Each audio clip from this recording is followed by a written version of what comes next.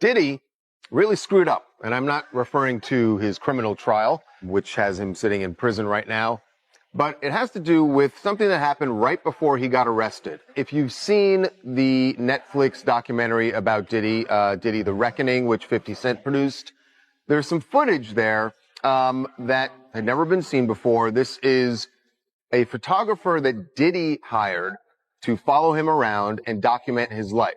That footage ended up going to 50 Cent. And maybe that's what Snoop went through. I don't know. But let the people know, because it was too early back then. You know, Pop just had died. So this one night, 50 called me up and, you know, they got him on the phone. Me and him was just talking. We was talking about old time shit, you know, sit down with Black Hands, sit down with, you know, with Puff Kids, the whole Puff situation and this documentary. Everything escalated quickly. Fresh online videos and viral comments redirected the conversation. And suddenly, Snoop Dogg found his name at the center of the storm. Headlines suggested he was anxious, laying low, or even being shielded because certain footage was allegedly excluded from the documentary. Some echoed claims previously raised by Gene Deal, while others scrutinized what 50 Cent chose to include or leave out in his film. Speculation intensified about how Snoop might have responded. Above all, the key question remained: what has actually been confirmed, and what is merely rumor? This audio from Suge Knight is from his podcast with Dave Mays, and he's speaking on, you know, Tupac and Snoop being cool and how, you know, after Tupac got killed, Snoop started hanging out with Diddy. And, you know, he also speaks on how Snoop Dogg was never mentioned in any court filings. His name did not appear in indictments, nor was he included in the federal charges that ultimately sent Diddy to prison. Yet online, his name began trending alongside extremely serious allegations. The main reason stemmed from his long history and industry ties.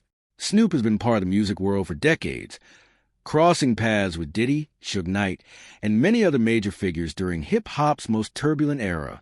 After the documentary dropped, Gene Deal, a former bodyguard associated with Diddy, emerged as one of the most vocal commentators.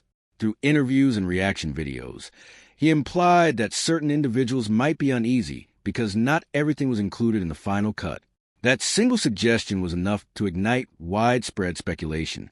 Soon, numerous channels claimed that 50 Cent had withheld key details. Snoop became an easy focal point, high profile, highly visible, and connected both the East and West Coast scenes. Old video clips resurfaced, and past prison interviews from Suge Knight were reposted, fueling even more discussion. He was doing a documentary thinking he was going to come out triumphant. Yeah, I didn't know that's how this started, is he started filming himself and getting this footage because he thought he was going to beat everything. Okay, Diddy that makes sense. Okay. Has a relationship With Netflix. I knew that. with Ted Sarandis. I saw that. Yes. Okay. and he's filming it there. But of course, when you get, you know, obviously it wasn't a clean sweep on the prosecutor's side, but you're still going to prison. Yeah.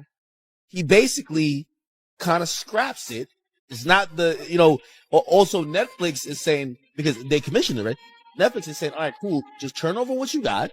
And what we'll do, we'll make it what it is because we're just following reality. Diddy's like, well, hold on now. If I lost the case, I'm down to still do it with you, but I got to be able to control it. Now, you know, Diddy was probably going to kind of shape this doc to make it look like, hey, you know, this was malicious prosecution. They kind of went really hard at me. Mhm. I'm not a perfect guy. This is where the real danger begins. When association starts to replace evidence, the conversation shifts from facts to suspicion. In moments like this, the loudest voices are often the least reliable. The Reckoning was never framed as a sweeping takedown of the entire music industry. It centered specifically on Diddy, his rise through Bad Boy Records, the power he built, and the system that allegedly shielded him for years. The documentary placed victims' accounts at the forefront and explored patterns of control and exploitation. It did not accuse Snoop Dogg of any crimes, nor did it present footage of him engaging in illegal activity. Claims that 50 Cent deliberately protected Snoop remain speculation, not established fact. In interviews, Curtis Jackson has stated that he revealed only what he could verify and what his legal team could confidently support. If anything, The documentary demonstrated restraint. In a media environment that often rewards shock value, it avoided naming individuals unless there was solid evidence or testimony that could withstand legal scrutiny. That's why the talk about hidden footage remains just that, talk. No verified clips have surfaced. No court filings reference Snoop Dogg. No investigators have identified him as a suspect or a person of interest. Ironically, after the documentary's release, Snoop publicly showed support for 50 Cent.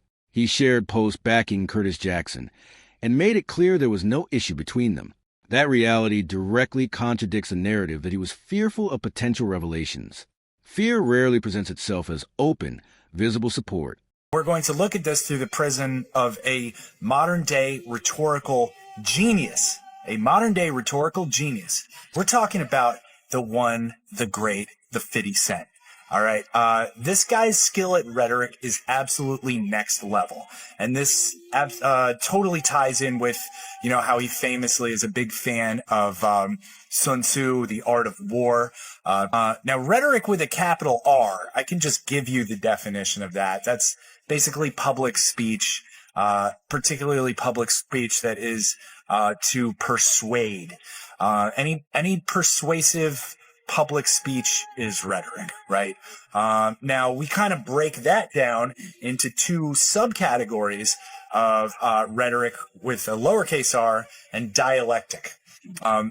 Rhetoric is essentially everything else, and really what moves the needle with like 97% of people and 100% of groups, okay, is, in fact, rhetoric with the lowercase r.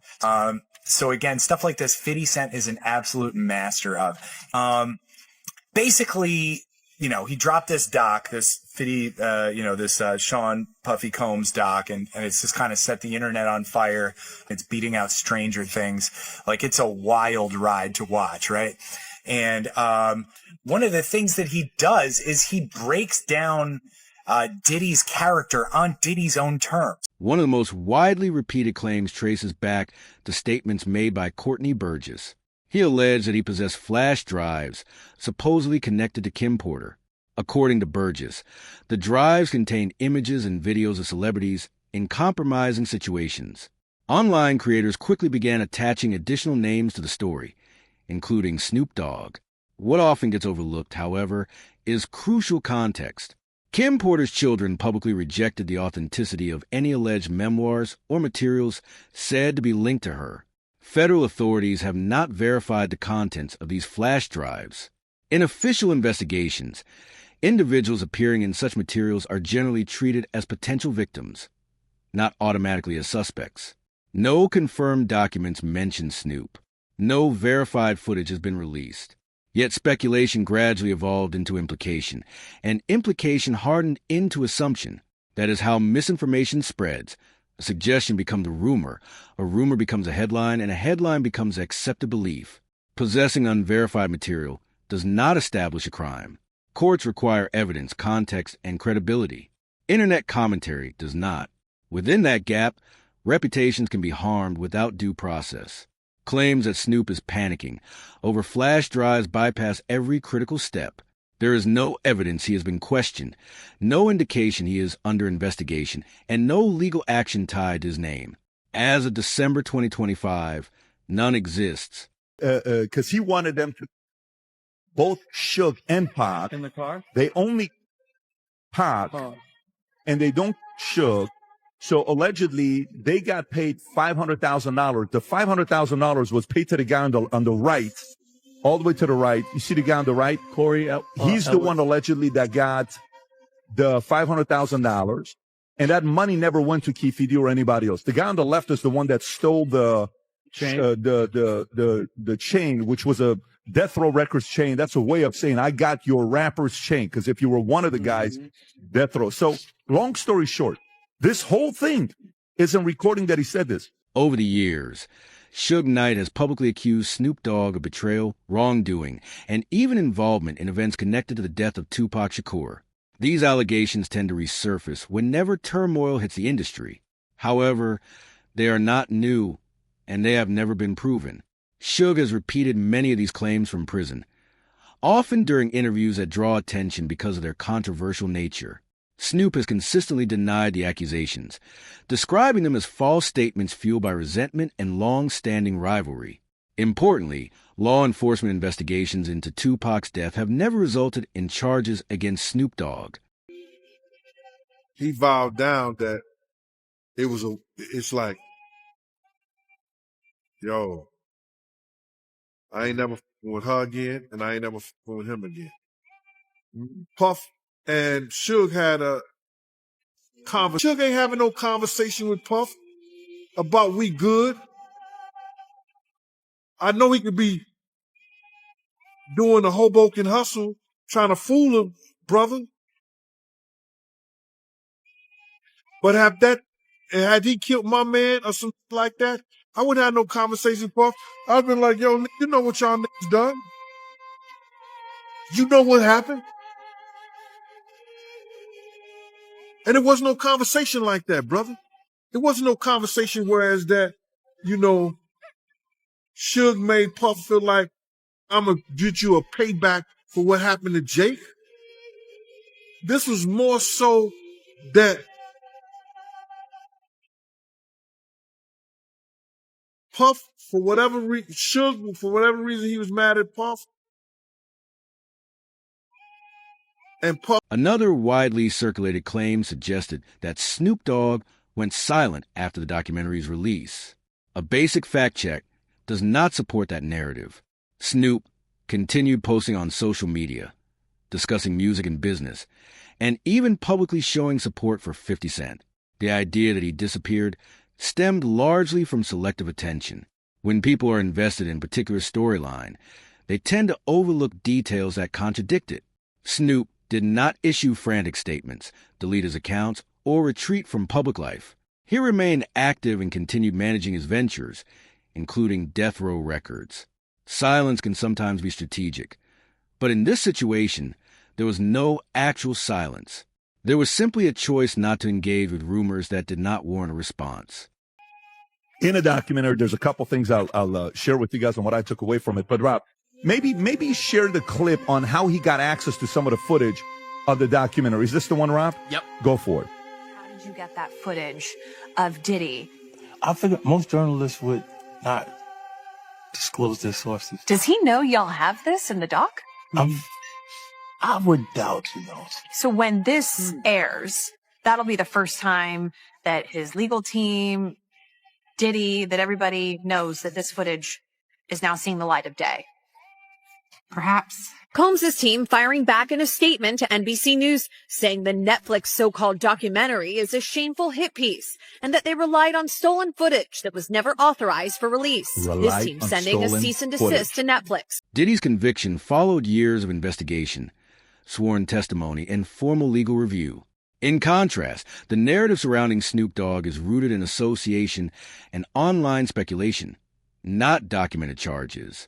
Federal updates as of December 2025 confirm there are no indictments, no criminal charges, and no active cases involving Snoop Dogg. That distinction matters. At a time when influential figures are facing scrutiny, a lack of action from law enforcement does not automatically signal protection. It indicates a lack of evidence. The industry may feel unsettled, but proximity alone does not equal guilt. Blurring the line between rumor and verified fact only undermines the pursuit of truth when it genuinely counts.